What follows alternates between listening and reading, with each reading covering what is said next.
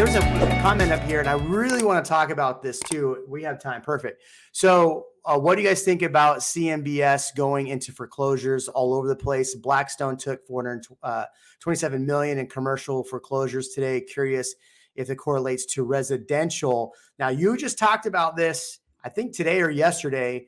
So I hear this all the time. Ian hears this all the time in Austin. I'm going to wait to buy a foreclosure home.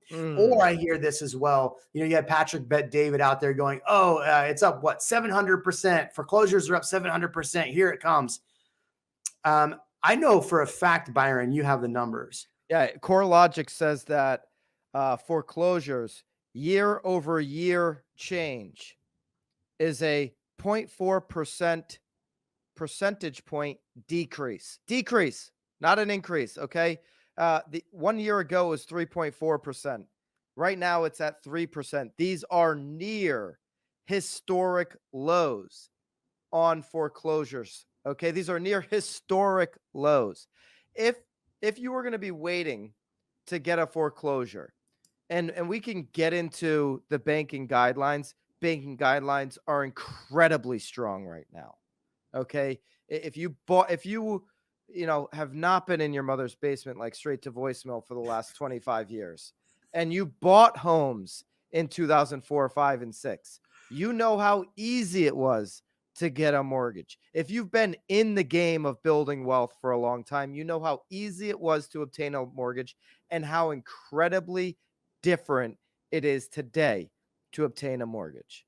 So when we look at foreclosures, we look at the strength of these mortgages that people have out there. Again, 99% of people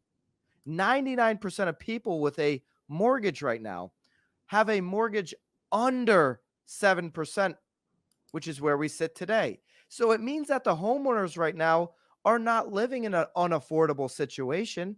If they're at 3% interest rate, they have a very affordable home that they're living in.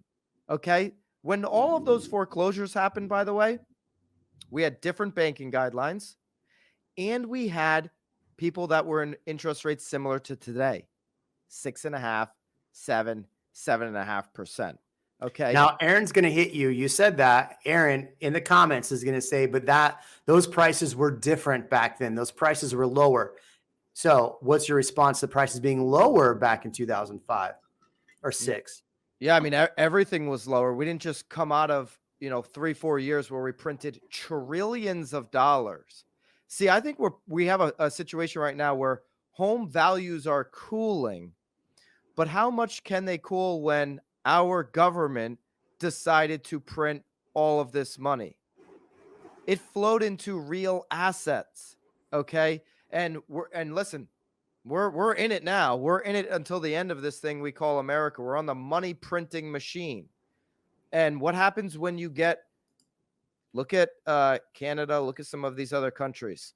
What happens when you just keep printing money for all of these, social initiatives that you want to fund? Real estate goes through the roof.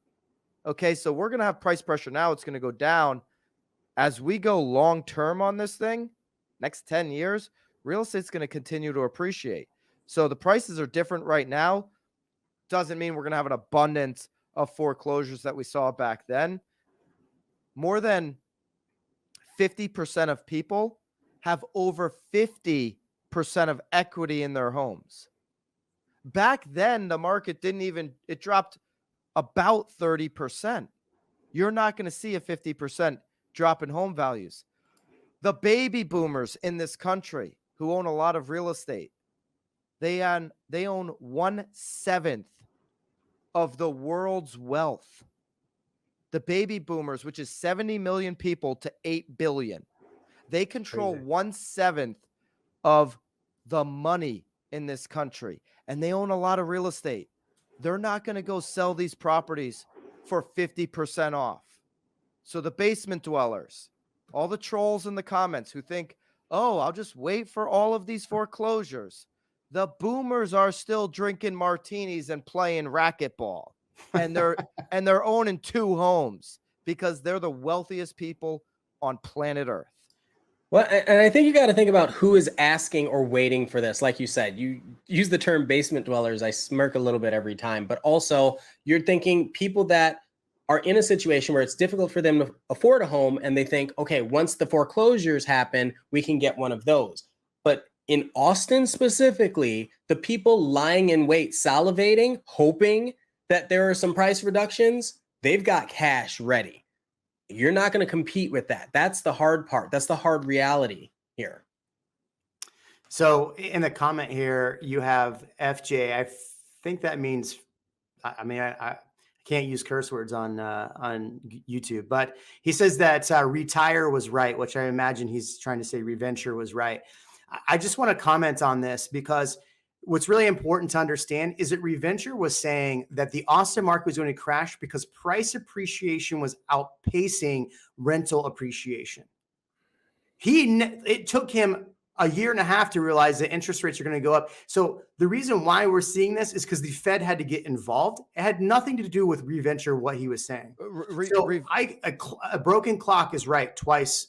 Everybody that listened to Reventure in 2020 and 2021 lost over 40% in equity they could have had if they bought in those years. He was giving out incredibly bad advice in 2020 and 2021. when listen, we were saying go buy homes. Those people were proving Reventure's point. No. He told people not to buy in 2020, 2021. Those people could have locked into a historically low interest rate at 2.5%, 3% and gained 40 to 50% on the value of their home. Now, what I'm saying, and Jeremy and Ian are saying, is here's the shift in the market. Here's the strategies that win in 2023. His playbook's never changed because he's the ultimate straight to voicemail. He's the ultimate troll. Here are the delinquency numbers. In foreclosure right now, 0.3% of mortgages, 0.3%, not 3%, 0.3%. 120 days past due right now, 0.9%. A year ago it was 1.6. That number has gone down. Our job market's very strong. We're at the lowest unemployment rate in 50 years, okay? 90 to 100 days past due, 0.3%, same as this time last year. 60 to 89 days past due, we're at 0.4%, flat from last year.